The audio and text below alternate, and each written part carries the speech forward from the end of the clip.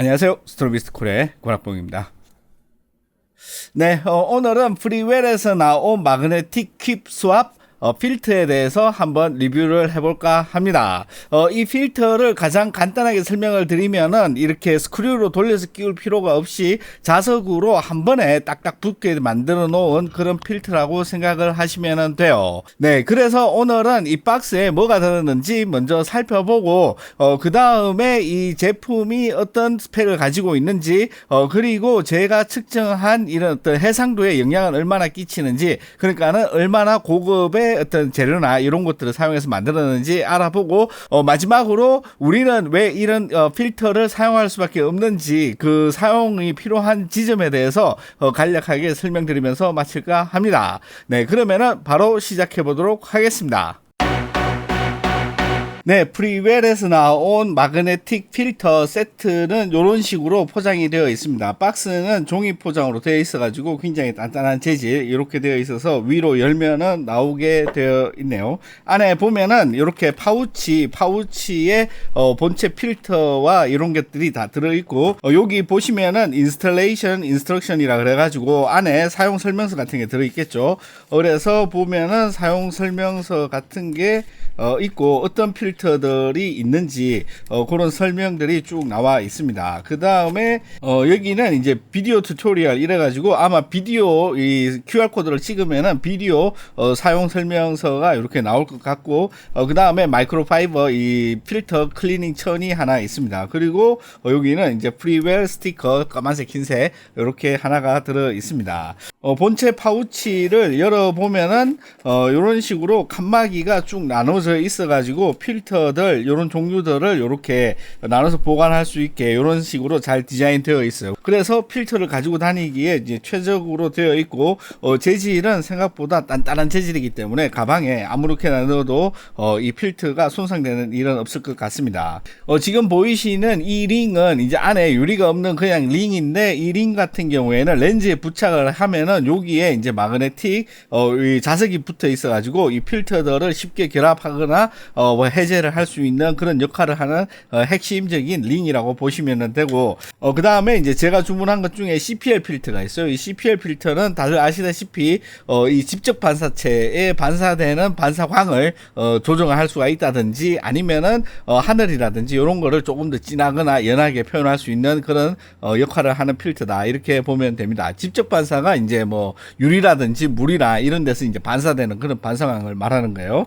그 다음에 제가 선택한 게 ND16 필터고 그 다음에 요게 이제 ND4 필터입니다. 그래서 요 두 개를 합쳐서 쓸 수도 있고 따로따로 쓸 수도 있고 이런 식으로 생각을 해서 이렇게 두 개를 선택을 했습니다. 그 다음에 여기 보시면은 렌즈 캡이 있죠. 이 렌즈 캡을 이렇게 끼워 가지고 하는 타입이 있는데 요거 같은 경우에는 자석에 이렇게 딱 붙어서 사용을 할 수 있게 그렇게 디자인이 되어 있어서 이 캡을 이제 생각보다 이 자석으로 붙였다 뗐다 하니까는 이렇게 찝어가지고 끼우는 방식보다는 조금 더 편하게 그렇게 사용할 수 있을 것 같아요. 그 다음에 내가 선택한 게 이 82mm 필터 세트인데 다른 렌즈들은 77mm 필터 구경을 갖는 게 있잖아요. 그럴 때 사용하는 게 업링이나 이 다운링 같은 건데 이 업링은 이렇게 종이 박스 포장이 되어 있고 열면은 이렇게 플라스틱 케이스에 들어 있습니다. 이 플라스틱 케이스를 열면은 여기에 업링이 들어 있어요. 그래가지고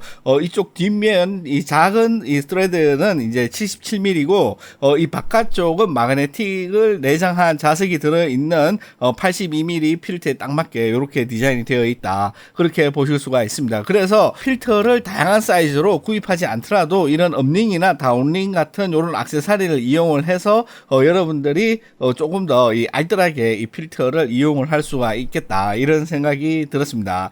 이 필터 이 포장 자체는 굉장히 고급지게 잘 포장을 했고 이 업링 이게 다 요거 하나인데도 이렇게 아주 멋지게 잘 포장을 한 거를 볼 수가 있습니다. 보신 대로 이 필터 자체는 생각보다 잘 만들었어요. 잘 만들어 가지고 이렇게 보면은 이게 플라스틱으로 뭐 이렇게 대충 만든 것도 아니고 느낌 자체는 굉장히 좋고, 이 스트레드라 그러죠. 이 나사산도 가공을 잘 해가지고 이런 렌즈나 이런 데 끼울 때 부드럽게 잘 들어가는 거를 확인할 수가 있었습니다. 그래서 이 필터 그러니까는 이 렌즈에 끼우는 거 말고 이 필터만 보면은 두께가 대략 한 2.7mm 정도 나와요. 그러니까는 시중에 판매하고 있는 요런 얇은 로우 프로파일 필터랑 거의 비슷하다고 보시면 되는데, 얘가 단독으로 달릴 수는 없죠. 그래가지고 이렇게 마그네틱 가이드가 있잖아요. 이 위에 이렇게 붙이게 돼 있는 거기 때문에 이 가이드랑 같이 측정을 해 보면은 대략 한 5.7mm 정도 나온다. 그러니까는 이 가이드는 약 한 3mm 정도 된다. 이렇게 볼 수가 있습니다. 그래서 제가 봤을 때 일반적인 어떤 그런 필터 두께 정도 가지고 있기 때문에 어마무시하게 이런 초광각이 아닌 이상은 이 필터를 사용하는데 크게 무리가 없다. 이 정도 두께면은 뭐 괜찮게 처리를 했다. 이렇게 판단이 됩니다. 그리고 이 핵심적인 아이디어죠. 이 자석으로 찰칵찰칵 이렇게 딱딱 붙일 수가 있는 요 아이디어는 굉장히 잘 작동을 한다. 그러니까는 이상 없이 잘 작동을 하고, 이렇게 필터만 따로 떼놓으면은 이 두 개를 분리하기가 상당히 힘든데 이것처럼 렌즈에 부착이 돼 있는 상태에서는 생각보다 쉽게 제거가 가능하다. 그러니까는 이 사용하는데 뭐 자석이 너무 세가지고 이게 떼기가 힘들다든지, 아니면 자석이 너무 약해서 얘가 또 뭐 내가 원하지 않는데 뚝뚝 떨어진다든지 그런 염려는 하지 않아도 되게 적당한 이 자력을 잘 계산을 해갖고 만든 같은 느낌이 든다. 이렇게 볼 수가 있습니다. 그리고 보시는 것과 같이 이 CPL 같은 경우에는 이게 돌리면서 이 평광에 따라 가지고 이게 화면이 바뀌게 되잖아요. 누수값도 좀 바뀌고, 아무튼 이 돌리는 거는 아무 이상 없이 그냥 이 붙여 있는 자석 상태에서 돌리면은 내가 원하는 어느 단계로 이렇게 조정을 가능하게 아주 부드럽고 신뢰감 있게 잘 작동을 한다. 이렇게 생각을 하시면 됩니다.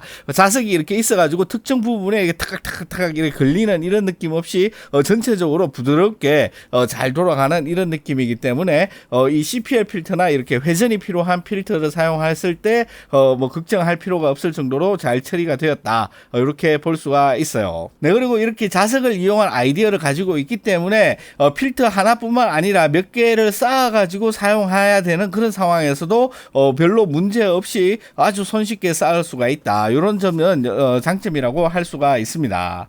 다만 제가 사용을 하면서 조금 약간 불편한 부분 같은 경우에는 나도 모르게 이 필터의 이 유리 부분, 이 부분을 만질 수가 있기 때문에 다루는 데는 살짝의 주의가 필요하다. 물론 이 필터뿐만 아니라 모든 이런 종류의 필터는 다 그런 주의가 필요하겠죠. 그냥 이런데 막 만지면은 어쩔 수 없이 잘 닦아가지고 그렇게 해야지 되기 때문에 그런 점들은 개선이 안 되고 기존의 일반적인 필터랑 똑같다. 이렇게 보시면 될 것 같아요. 네, 그 다음으로 이 이미지 퀄리티, 모든 필터는 이 렌즈에 부착하는 순간 해상도가 떨어지게 되어 있죠. 그래서 가장 좋은 해상도로 촬영하려면 렌즈에다가는 아무것도 부착하지 않는 게 가장 좋은데, 이 ND 필터와 이 CPL 필터 같은 경우에는 얼마나 해상도가 떨어지는지 그리고 이 색은 얼마나 바뀌는지 그거를 제가 한번 측정해 봤습니다. 지금 여러분이 보이시는 대로 요게 이제 아무런 필터 없이 촬영한 거고, 그 다음에 요게 이제 ND4를 쓴 필터입니다. 이전과 지금 이렇게 비교를 해봐도 거의 차이가 없죠. 이 정도면은 거의 뭐 고품질이다 이렇게 볼 수가 있고, ND16 같은 경우에는 이렇게 요게 원본이고 요게 ND16, 요 ND4랑 비교해서도 조금 차이가 나죠. 요 정도 차이가 나는데 이게 꼭 필터 때문이냐 이러면은 이게 조명이 이게 그 광량 차이에 따라 가지고 조명 차이가 있기 때문에 조명의 색감이 한 200 정도 왔다 갔다 하니까는 그 점을 감안했을 때 제가 보면은 한 100 정도, 칼빈 값으로 100 정도 이렇게 차이가 난다. 이렇게 봤을 때 이 조명의 이 색감의 오차 범위 안으로 들어왔기 때문에 이 필터 자체의 색감, ND 필터의 이 색감을 튼다든지 이런 경우는 거의 없다. 이렇게 볼 수가 있어요. 그리고 요거는 역시 CPL인데 보시는 대로 CPL 역시 색감을 튼다든지 뭐 이런 차이는 거의 없다 이렇게 볼 수가 있어요. 그래서 제가 봤을 때 이 프리웰에서 나온 이 필터 같은 경우에는 상당히 고품질로 만들었다, 함부로 그냥 대충 만든 건 아닌 것 같다, 이렇게 말씀드릴 수가 있을 것 같습니다. 그 다음에는 이 해상도 저하를 이제 측정을 해 봤는데 총 5번을 측정해 가지고 평균값을 표시를 한 거예요. 혹시 데이터가 필요하신 분들은 이거 캡처해 가지고 쓰시면 되고, 보이기 쉽게 그래프로 표시를 해 놓은 겁니다. 이 하늘색으로 보이는 요게 이제 원본이고, 이거는 중심부입니다. 중심부고, 이거는 필터가 없이 그냥 이렇게 촬영을 한 거고, 그 다음에 요게 이제 ND4 필터를 썼을 때는 약 2%의 화질 저하가 평균적으로 나타났다. 이 말은 조금 있는 정도다. 이게 완전히 없다고는 말할 수 없다. 이 정도라고 볼 수가 있고, 대신에 ND16 같은 경우에는 20% 정도의 화질 저하가 있었다. 이 부분은 상당히 어두워졌기 때문에 이거는 어쩔 수 없이 이런 화질 저하는 ND16 정도로 굉장히 어두울 경우에 생길 수밖에 없죠. 그 다음에 이제 CPL 같은 경우에는 오히려 플러스 0.7% 화질 상승 효과가 있었다. 근데 이것 같은 경우에는 오차 범위가 1에서 한 2% 정도는 되기 때문에 이 오차 범위 안에 들어오는 그 부분이다, 이렇게 볼 수가 있고, ND16 같은 경우에는 그 특성상 다른 것과 비교했을 때 크게 떨어지지 않는 수준이다, 이렇게 볼 수가 있습니다.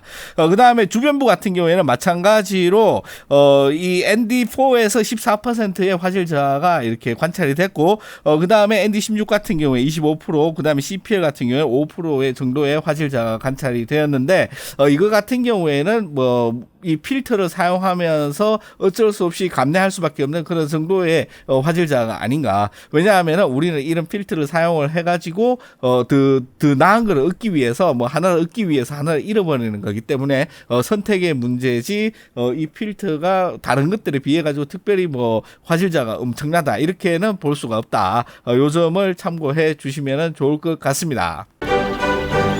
네, 그래서 우리는 왜 이런 ND 필터나 이런 거를 쓰냐. 사진에서는 CPL 같은 거는 당연히 여러분들이 이런 직접 반사에서 반사되는 이 평광을 컨트롤하기 위해서 사용을 하는 거죠. ND 필터 같은 경우에는 사진을 실제로 찍을 때는 크게 상관이 없어요. 물론 이 사진에서 초장노출 사진을 찍을 때는 꼭 필요하겠지만은, 일반적으로는 사진보다는 영상에서 많이 쓴다. 그럼 왜 영상에서 많이 쓰냐? 그러면은 여러분들이 지금 보시는 대로 이런 느낌의 어떤 영상이 있어요. 그런데 그 다음 컷이 이런 식으로 연결이 된다. 그러면은 뭔가 말은 못하지만은 이게 뭔가 조금 어색한 느낌이 들잖아요. 이미지가 이게 통일감이 줄어드는 거죠. 왜 이런가 하면은 이 노출을 셔터 스피드로 바꿨기 때문에 그렇습니다. 여러분이 지금 보이시는 이 영상은 30프레임인데 이거를 갖다가 60분의 1초로 촬영한 영상이 지금 보이시는 이 영상이고, 여기에서 이제 1000분의 1초가 넘어가는 이 셔터 스피드로 노출값을 맞춘 영상이 여러분들이 보시는 지금 이 영상이에요. 그래서 제가 지금 보여드리는 이 영상처럼 이게 들쑥날쑥해요. 셔터 스피드가 들쑥날쑥한 경우에 우리가 지금은 조금 많이 이런 거에 익숙해졌어요. 왜냐하면은 유튜브라든지 이런 영상 매체에서는 이렇게 그 신경 써서 촬영을 하지 않기 때문에 이런 거에서 크게 대충 이렇게 스토리나 이 내용이 중요하지 그 때깔은 그렇게 중요하게 안 보지만은, 영화라든지 광고라든지 이런 것처럼 조금 더 한 차원 높은 그런 레벨의 표현을 위해서는 이 셔터 스피드의 어떤 그 통일된 느낌, 왜냐하면은 이 모션 블러가 영상 안에서도 있어야지 우리가 자연스럽게 받아들이거든요. 일반적으로 프레임 레이트의 한 2배 정도의 셔터 스피드를 갖는 게 일반적인 룰의 촬영입니다. 그러니까는 30p로 촬영을 했다 그러면은 60분의 1초, 60p로 촬영을 했다 그러면은 120분의 1초 정도로 이렇게 노출을 맞추는데, 이거를 가지고 셔터 스피드도 정해져 있고, 이 조리개는 이 심도가 느낌이 팍팍 바뀌면은 이게 또 어색하죠. 심도도 못 바꾸지. 그 다음에 ISO 같은 경우는 입자감이 많이 바뀌잖아요. 이 화면마다 입자감이 많이 바뀌면은 그것도 되게 어색하단 말이에요. 그렇기 때문에 결국에는 ND 필터로 노출을 맞출 수밖에 없는 게 이제 영상이다. ISO 같은 경우에 물론 이렇게 약간의 여유는 있죠. 너무 많이 이거를 하면 안 되지만은 한 두세 네 스텝 정도까지는 맥시멈을 잡아놓고 이렇게 촬영이 진행되는 게 실제로 이렇게 약간 고급진 촬영에서 기본적인 세팅이다. 이렇게 봤을 때 이런 ND 필터를 여러 가지 다양하게 이렇게 갈아 끼웠다 하는 게 상당히 영상에서 많이 사용을 한다. 그래서 이 프리웰에서 만든 이 마그네틱 퀵 스왑 필터 이거 같은 경우에는 아이디어가 상당히 좋다. 그리고 이 필터 자체의 퀄리티도 그렇게 나쁘진 않다. 이렇게 보기 때문에 이런 필터 사용을 많이 한다. 그러면은 좋은 대안이 될 수가 있을 것 같습니다. 네, 이렇게 오늘은 프리웰에서 나온 자석식 이 필터를 한번 리뷰해 봤습니다. 어떻게 재밌게 보셨는지 모르겠고요. 다음 시간에는 더욱 즐겁고 재미있는 내용으로 또 찾아뵙도록 하겠습니다. 고맙습니다.